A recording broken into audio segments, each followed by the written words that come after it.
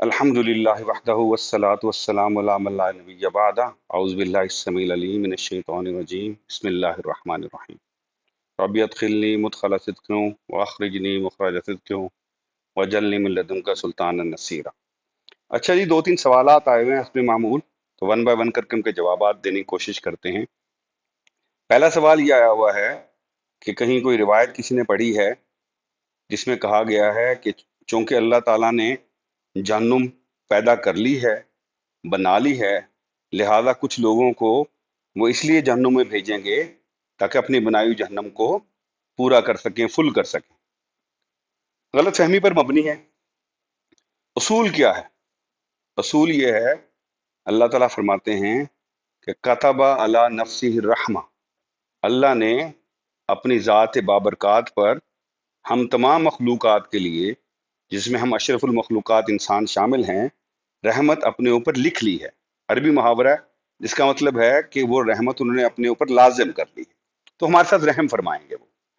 پھر جب ہمیں اپنی قرآن بھیجتے ہیں وہ شروع ہوتی ہے بسم اللہ الرحمن الرحیم الحمدللہ رب العالمین، اپنا تعارف کروانے کے بعد کہ ان عالمین کا، اس ملٹی ورس کا رب میں ہوں، وہ فرماتے ہیں الرحمن الرحیم، میں رحمان ہوں، میں رحیم ہوں۔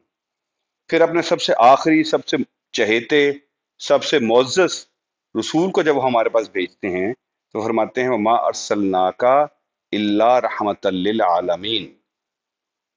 تو جن عالمین کے وہ رب ہیں، وہ رحمان اور رحیم ہیں، جن پیغمبر کو انہوں نے بھیجا ہے سب سے آخر میں، جو سب سے افضل ہیں، اور ان کے بعد کوئی پیغمبر نہیں آنا، ان کے لیے فرمایا کہ انہی عالمین کے لیے جن کا میں رب ہوں وہ ان کی رحمت ہے۔ تو اس سارے کے ساتھ یہ سمجھنا کہ وہ جہنم انہوں نے بنا لی ہے چونکہ، لہذا اس کو ضرور بھریں گے، یہ ایک تو اس رحمان رحیم رحمت للعالمین کے رب کے لیے زیادتی والی بات ہے۔ دوسرا، بطور خدا، بطور اللہ، بطور پروردگار، ان کی جو کیپیسٹی ہے اس کے ساتھ بھی زیادتی ہے۔ وہ ہماری طرح مجبور محض نہیں ہے کہ ایک کام کر بیٹھے ہیں لہذا نبھائیں گے۔ وہ تو جو کام کرنا چاہتے ہیں صرف وہی کرتے ہیں، اور جب چاہتے ہیں اس کو بدل سکتے ہیں۔ وَإِذَا قَضَىٰ أَمْرًا فَإِنَّمَا يَقُولُ لَهُ كُن فَيَكُونُ، سورہ بقرہ میں ارشاد فرمایا کہ جب ہم کسی کام کا ارادہ فرماتے ہیں، ہم کہتے ہیں ہو جا، اور وہ ہو جاتا ہے۔ تو یہ دونوں طرح سے یہ بات جو ہے یہ غیر مناسب ہے، اور اگر کسی روایت سے یہ مطلب کسی نے نکالنے کی کوشش کی ہے تو بڑی زیادتی کی ہے۔ ویسے ہم یہ زیادتی عام طور پہ ہندوستان پاکستان میں کرتے ہیں، جہاں ہم پروردگار کو صرف خوف کی علامت کے طور پہ لوگوں تک پہنچاتے ہیں۔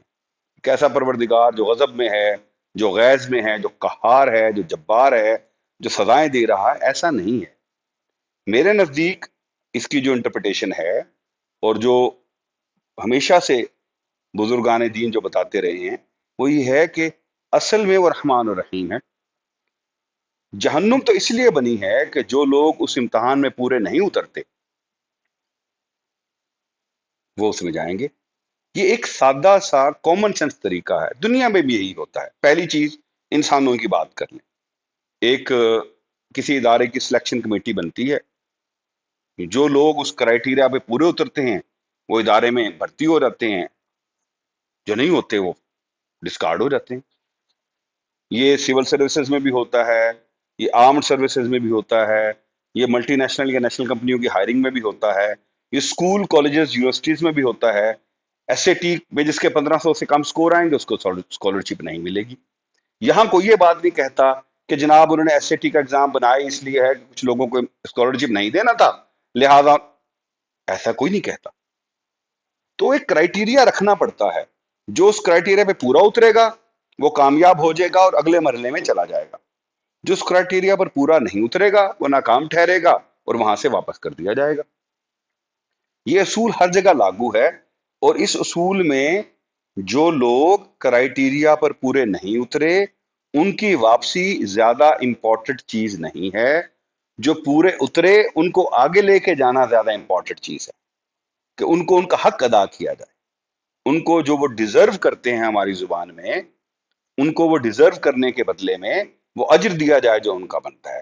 دنیا میں ہم اس کو میرٹ کہتے ہیں، انصاف کہتے ہیں، تو یہی انصاف اور میرٹ وہاں بھی لگے گا۔ اب دوسری طرف آ جائیں، اگر ہم तमाम इंसानों को एक प्रोडक्ट के तौर पे देखें। तो मैं काम करता रहा हूँ प्लांट्स पे भी, प्रोडक्ट्स बनती हैं, जो प्रोडक्ट्स क्राइटेरिया पे पूरी नहीं उतरती, क्वालिटी इंश्योरेंस के टेस्ट में फेल हो जाती हैं, वो डिस्कार्ड हो जाती हैं। जो प्रोडक्ट बनने के बाद अपनी शेल्फ लाइफ से पहले कंज्यूम नहीं होती, एक्सपायर हो जाती है, वो डिस्कार्ड हो जाती है। जो गाड़ी मार्केट में जाने के बाद उस तरह परफॉर्म नहीं करती जिस तरह की उसकी कमिटमेंट होती है, वो रिकॉल हो जाती है। वो मॉडल जिसकी कंपैटिबिलिटी खत्म हो जाती है मॉडर्न जमाने के मुख्तलिफ इक्विपमेंट से, वो रिकॉल होके बंद हो जाता है। ये सब कुछ हमारे आसपास हो रहा है, वो हमें बैन ही तरक्की पसंदी लगती है, मेरिट लगता है। जब इस तरफ आया तो हमें लग रहा है कि वो जुल्म हो रहा है। ये शैतानी सारी मामलात हैं जो हमारे दिलों में इस तरह की बात डालता है। हमें या तो खौफ दिलाता है हमारे गुनाहों का और कहता है भाई तुम तो गए दोज़ख में, और फिर उसके बाद हमें मायूस कर देता है। मायूसी सबसे बड़ा गुनाह है। क्यों? एक तो इबलीस, शैतान मरदूद, इबलीस का मतलब होता है मायूस हुआ हो। दूसरा, रहमत की जहां बात हो रही है तो कुछ कुरान पाक की आयात ऐसी हैं जो एक ऐसा उसूल बयान फरमाती हैं जो बाकी तमाम उसूलों पे हावी होता है, जिसको हम अंग्रेजी में कहते हैं ओवरराइड करता है। वो क्या है? फरमाया ला तकनतू मिन रहमतिल्लाह इन्नल्लाह यगफिरुज़्ज़ुनूब जमीआ। अल्लाह की रहमत से मायूस मत होना, अल्लाह तमाम गुनाह माफ कर देता है। हमारे पास जब ये टूल मौजूद है, हमें तो गरज होनी नहीं चाहिए जहन्नुम से। हाँ, जो नहीं मानता उसको रब, जो प्रोडक्ट वो परफॉर्मेंस करने से नाकाम रही जिसके लिए बनी थी, वो डिस्कार्ड हो।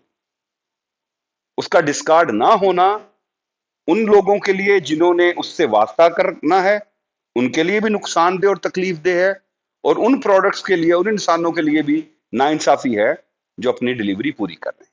वमा अलैना इल्लल बलागुल मुबीन।